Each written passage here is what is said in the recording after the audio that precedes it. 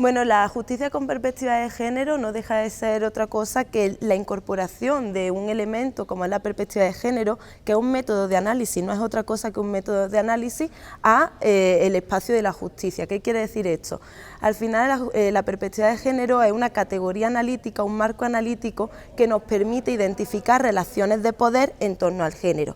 Y esta categoría y este marco analítico se integra en todas las ramas de la ciencia y por supuesto tiene que estar también integrada en la justicia, ¿no? La justicia con perspectiva de género, bueno, pues es una deficiencia que estamos notando que está sucediendo en la sociedad actual.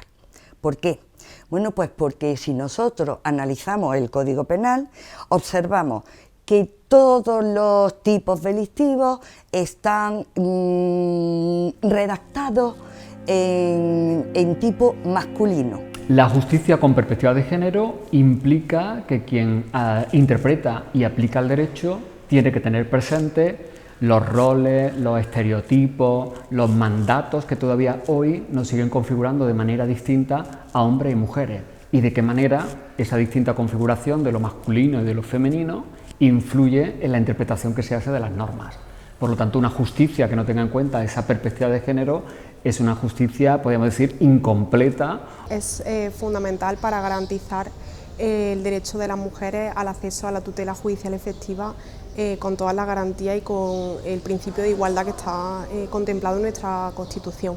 Y es fundamental hablar de esta perspectiva feminista o esta perspectiva de género porque desde los distintos sectores de la justicia se está hablando de la importancia de introducir ese enfoque de género no solamente en nuestra normativa, sino también en la propia jurisprudencia.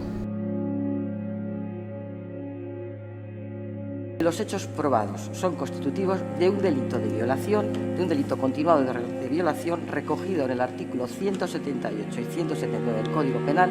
¡Es violación! ¡No es abuso! Alivio en las calles ante la decisión del Tribunal Supremo de encarcelar a la manada por agresión sexual y no por abusos.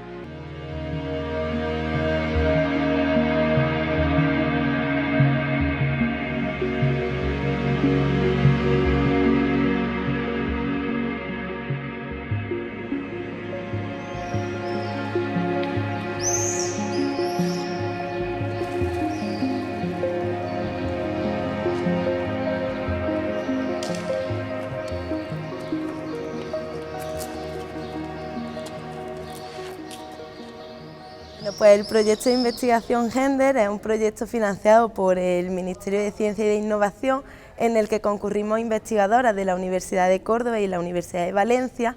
Todas somos juristas y todas desde nuestro ámbito, del derecho público o del derecho privado, creemos que es necesario pensar el derecho integrando la categoría género. Entonces, el proyecto tiene una característica que es la multidisciplinariedad, donde cada una desde nuestro ámbito, ya sea el derecho constitucional, derecho penal, derecho internacional, hemos reflexionado sobre cómo debería integrarse el género en nuestro ámbito de conocimiento y especialmente en el ámbito de la aplicación del derecho que hacen los jueces. Sí, ya justo hoy voy a ver yo, para poner en el artículo, lo que ha dicho el Tribunal Europeo, de que tiene que pagar, no sé si 15 millones o algo así, una creo que barbaridad. una barbaridad. Y entonces, hombre, yo que quieres que te diga, esa es otra historia que hay internacional privada. Yo creo que la norma jurídica lo que en realidad está recogiendo es lo que está pasando en la sociedad. O sea, la sociedad va antes que la norma. Siempre, siempre. Entonces, la norma recoge eso. Ahora bien, muchas veces no se recoge de la manera adecuada, muchas veces no se entiende bien, muchas veces no se contemplan las diversas situaciones en las que existe una desigualdad, pues bueno, verdaderamente relevante. Yo creo entonces que esa norma jurídica podría ir acompañada de determinados protocolos en donde se visibilicen la situación de la mujer y donde se estipulen las pautas a seguir precisamente, bueno, pues para conseguir esa igualdad real que es lo que pretendemos. Es necesario revisar el principio de igualdad porque creo que somos excesivamente deudores de una visión muy formalista de la igualdad, en el sentido clásico de todos somos iguales ante la ley y no puede haber ninguna discriminación. Pero junto a esa idea tendríamos que profundizar en cómo, por ejemplo, las condiciones materiales, de recursos económicos, la situación social, cultural, por ejemplo, de la mitad de la ciudadanía, que son las mujeres, dificultan en muchos casos el disfrute de los derechos, de las libertades, que esas leyes proclaman que son iguales para todos. Medidas que, aunque no han acabado con la lacra, sí han logrado reducir de forma significativa el número de feminicidios. Jornada internacional para la eliminación de la violencia contra la mujer. En París, decenas de manifestantes se congregaron en la Plaza de la República. Desde el año 2005, desde que se aprobó la Ley Orgánica 1/2004, desde el punto de vista penal, solo y exclusivamente se considera violencia de género en aquellos casos en los que exista una relación de afectividad presente o pasada entre el agresor y la víctima. Este concepto podemos decir que es un concepto arcaico porque ya no se asemeja a la realidad social en la que vivimos, como tampoco cumple lo que vienen determinando los mandatos internacionales firmados y ratificados por España, como el Convenio de Estambul, que establece que cualquier conducta delictiva que atente contra la mujer por el mismo hecho de serlo debe ser considerado violencia de género independientemente de la relación que exista entre víctima y victimario. El Congreso español aprueba la ley del solo sí es sí, que supedita la definición de violencia sexual a la cuestión de si ha habido o no consentimiento libre y expresado claramente por parte de la mujer. La norma ha salido adelante con 201 votos a favor, 140 en contra de los diputados del conservador Partido Popular. Y el anteproyecto de la Ley Orgánica de solo sí es sí supone un avance en los derechos de las mujeres, sobre todo en las mujeres que sufren atentados contra su libertad o indemnidad sexual. Esta ley entra en vigor para cumplir con los tratados internacionales y con las leyes ratificadas y firmadas por España en el ámbito internacional, que establecen que debe de ponerse el foco para que haya una sentencia condenatoria por un delito de agresión sexual en el consentimiento, y que ese consentimiento debe expresarse siempre en sentido positivo.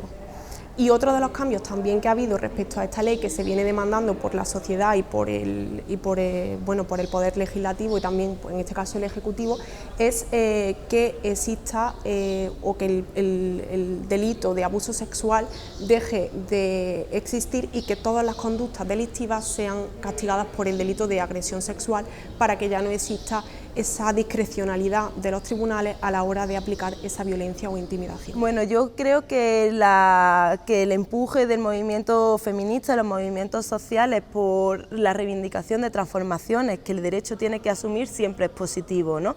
Al final lo que se está poniendo de manifiesto con esta iniciativa legislativa, o como con muchos otros debates que el feminismo está trayendo sobre la mesa, es que el derecho tiene que cambiar, que el derecho y las prácticas jurídicas tienen que ser diferentes, ¿no?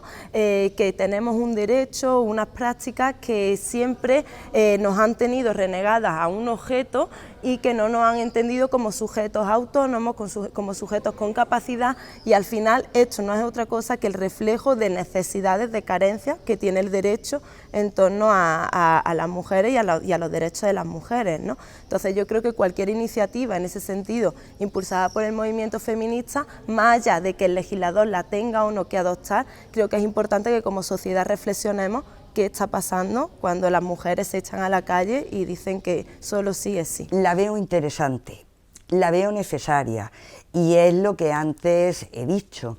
Sobre la base del comportamiento de la sociedad es cómo se elabora la ley. Vemos que hay unas carencias en nuestra regulación referida a estas situaciones tan sangrantes que suceden en nuestros días, y es necesario tomar medidas. Mi opinión es que justamente es necesario perfilar de manera mucho más estricta qué se entiende por una violación y acabar con esa distinción que había tradicionalmente entre el abuso y la agresión sexual, pero también creo que estamos poniendo excesivamente el foco en dar una respuesta casi exclusivamente penal y desde el punto de vista del reproche penal a actitudes, a comportamientos que tienen que ver con una cultura, con una forma de ser hombre, de entender la sexualidad, y por lo tanto entiendo que eso no se cambia simplemente con una reforma del Código Penal. Hacen falta unos cambios fundamentalmente culturales y políticos que afectarían muy especialmente a los hombres.